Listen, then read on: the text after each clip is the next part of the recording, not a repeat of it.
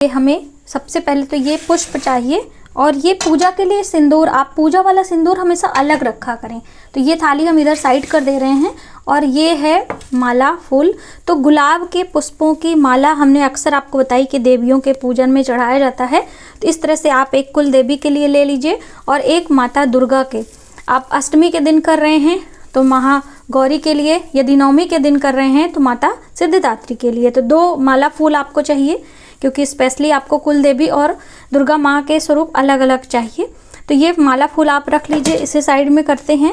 अब हम देख लेते हैं माँ को जो हम श्रृंगार चढ़ाएंगे। तो देखिए श्रृंगार में सबसे पहले तो इस तरह से शीशा और कंघा आता है, ये आप ले लें। और फिर ये चुनरी आती है। तो अगर आपके घर साड़ी वगैरह चढ़ाई जाती है कुल देवी को तो आप साड़ी कपड़े भी चढ़ा सकते हैं, वरना आप इस तरह से छोटी सी चुनरी ले लें, ये जो मार्केट में आती है वो आप ले लें। और यहाँ पर जो श्रृंगार की चीज़ें आप जानते हैं, आलता, ये पाउडर है, ये है ऑयल, और ये यहाँ पे ये बिंदियाँ हैं, और ये नेल पेंट है, ये सिंदूर की डब्बी है एकदम नई, और ये मेहंदी है, यहाँ पे लिपस्टिक है, और ये काजल है, और ये है इत्र जो कि माँ के श्रृंगार में बहुत ज़रूरी है, और यहाँ पर रबर बैंड है। तो ये सभी चीज़ें आपको ये लेनी है। और पूजा के लिए भी आपको इत्र रखना है, ठीक है। ये तो आप माँ को भेंट करेंगे और ये इत्र से माँ का पूजन करेंगे। तो यहाँ पूजा की थाली में हम इत्र रख लेते हैं। और अब हमें चाहिए भोग प्रसाद और फल मिठाइयाँ और तांबूल। तांबूल में हमें चाहिए, ये देखिए आप, ये है सुपारी, यहाँ पर है हरी इलायची, और ये कुछ फूल वाले लौंग। तो इस तरह से 2-2 जोड़े में आपको चढ़ाना चाहिए। और पान भी आपको लेना है। दोस्तों अभी पान हमारे पास नहीं है तो आप उसे अवॉइड करिएगा, पान आप मार्केट से लेके रख लीजिएगा। तो ये थाली में हम रख ले रहे हैं पूजा की, ये श्रृंगार की चीज़ें हो गई, इसे हम साइड में करते हैं। अब हम जानते हैं कि भोग प्रसाद के लिए हमें क्या लेना है। तो जैसे आपके परिवार में होता हो, बहुत सारे लोगों के यहाँ जो हलवा पूरी होता है वो सब चढ़ाया जाता है, बहुत सारे लोगों के यहाँ मिठाइयाँ वगैरह। तो हम लोगों के यहाँ इस तरह से ये लड्डू आप ले लीजिए और यहाँ पे खोए से बनी मिठाइयाँ। तो दोनों ही चढ़ा सकते हैं या फिर एक चढ़ा सकते हैं, जो आपके परिवार में होता हो उस तरह से आप कर सकते हैं। देखिए जो भी चीज़ें हम चढ़ाते हैं वो स्वयं ही ग्रहण करते हैं, ऐसा नहीं कि माँ कुछ ले लेती हैं, लेकिन ये सारी चीज़ें व्यवस्था करना हमारा भाव है। इस तरह से आप ले लें। अब फल मिठाइयों में क्या लेना है, तो यहाँ पे फल भी हम देख लेते हैं। तो ये देखिए कुछ फल मैंने इकट्ठे किए, जैसे बहुत सारे लोगों के यहाँ 5 फल का भोग लगाया जाता है।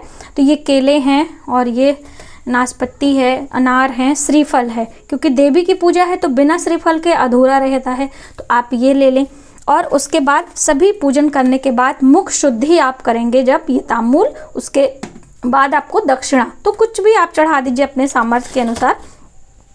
ये सभी चीज़ें पूजा की सामग्री हैं जो कि हम कुल देवी की पूजा में करेंगे। और दोस्तों एक चीज़ अभी आप भूल रहे हैं, ये यहाँ पे रखे हुए हैं बताशे, तो ये भी हम दिखा दें क्योंकि देवियों के पूजन में तो मस्ट है। तो इसमें से अच्छे अच्छे बतासे हम निकालेंगे, क्योंकि देखिए अभी बारिश का समय है तो बहुत सारे इस तरह से मार्केट में टूटे भी आते हैं। तो अच्छे अच्छे बताशे लेकर, क्योंकि चाहे आप माँ दुर्गा की पूजा कर रहे हों, कुल देवी की पूजा कर रहे हों, ये बताशे बहुत ज़रूरी होते हैं। लौंग और ये बताशे पूजा में आप ज़रूर अर्पित किया करें, ठीक है। तो इस तरह से ये सभी सामग्री लेकर आप अष्टमी या फिर नवमी पर माता कुल देवी की पूजा आपको करनी चाहिए। नमस्कार, वेलकम टू माय चैनल, मैं हूं मनीषा। दोस्तों आज की वीडियो बहुत ही हेल्पफुल है। आज हम बात करेंगे नवरात्रों के दिनों में कुल देवी की पूजा हमें कैसे करनी चाहिए। जैसे कि कुल देवी की पूजा सबके घर होती है और अलग अलग तरीके से पूजा करने का विधान है। तो आप अपने घर के कुल परंपरा के अनुसार पूजा अर्चना करें। जो हमारे परिवार में कुल देवी की पूजा में सामग्री की आवश्यकता होती है वह मैं आपके साथ शेयर करूंगी। यदि आपके लिए भी हेल्पफुल हो तो आप उस चीज़ को अपना सकते हैं। वैसे हर जाति धर्म का कुल देवी अपना एक प्रमुख महत्व रखती हैं, और जो ये कुल देवियां हैं ये गोत्र के अनुसार निर्धारित होती हैं। जैसे कि हम किसी न किसी ऋषियों की वंशज हैं और उन्हीं ऋषियों के नाम पर हमारे गोत्र निर्धारित होते हैं, और उसके बाद गोत्र के अनुसार कुल देवी मानी जाती हैं। सभी कुल देवियां जो है ज़्यादातर देवियां ही होती हैं, कहीं कहीं देवताओं के नाम से भी उनकी पूजा होती है, जिन्हें ठाकुर महाराज के नाम से या फिर ठाकुर जी की पूजा के नाम से जाना जाता है। कहीं कहीं कुल देवी और ब्रह्मदेव की भी पूजा की जाती है, जिसे साधारण आम बोलचाल की भाषा में बरण बाबा के नाम से जाने जाते हैं।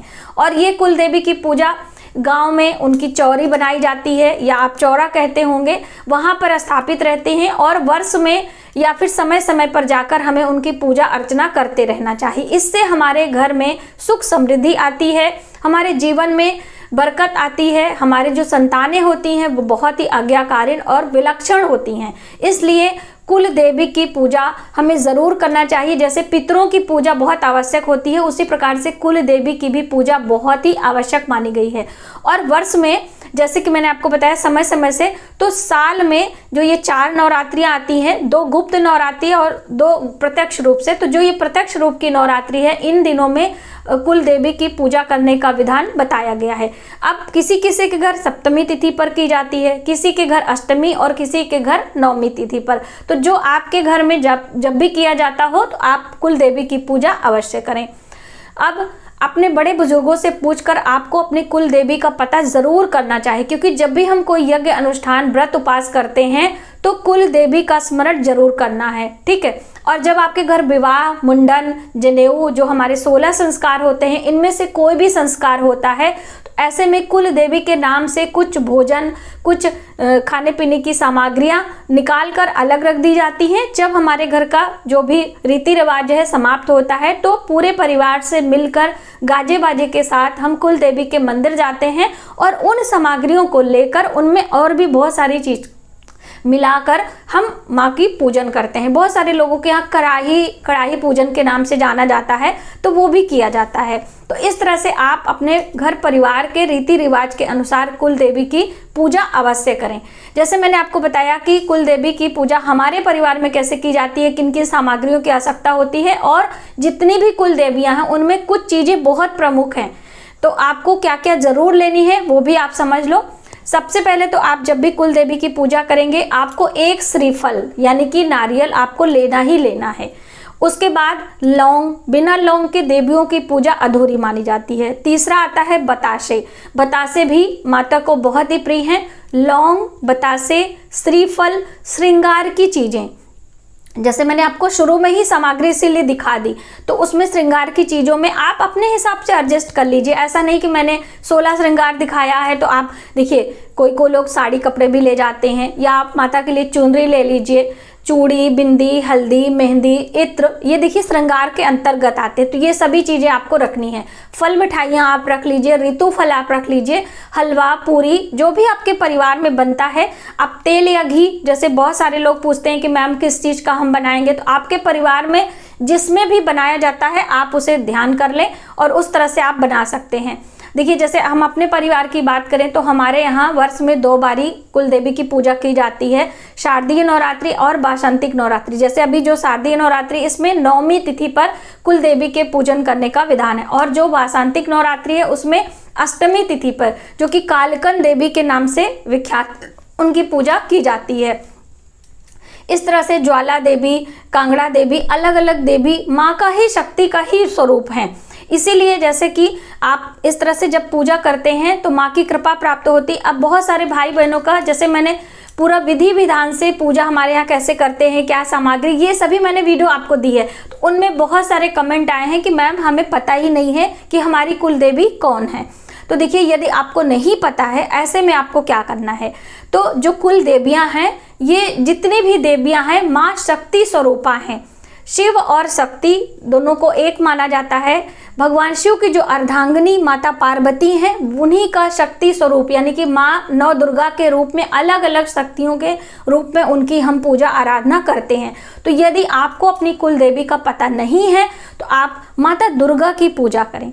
माँ दुर्गा की पूजा करने से आपकी कुल देवी की पूजा स्वतः ही हो जाती है, और आपको प्रार्थना कर लेना है कि हे ईश्वर, हे देवी, हमको अपनी कुल देवी का पता नहीं है और हम ये पूजा आराधना अपने कुल देवी के नाम से कर रहे हैं, उन्हें ये प्राप्त हो। ऐसा करके भी आप कुल देवी की पूजा आप कर सकते हैं। अब देखिए, बहुत सारे लोग शहरों में रहते हैं, जो उनके पुश्तैनी घर हैं, उनका गांव है, वहाँ पे कुल देवी की पूजा होती है। अब शहरों से आना संभव नहीं होता है, अपने व्यापार रोजगार के कारण व्यस्तता होती है, तो ऐसे में उन्हें क्या करना है, नवरात्रि के दिनों में आप अपने घर में जहाँ पर भी हैं वहीं पे कुल देवी के नाम से ये सभी व्यवस्था करके आप अपने पूजा मंदिर में कुल देवी की पूजा कर लें और कुछ दक्षिणा उठाकर रख दें।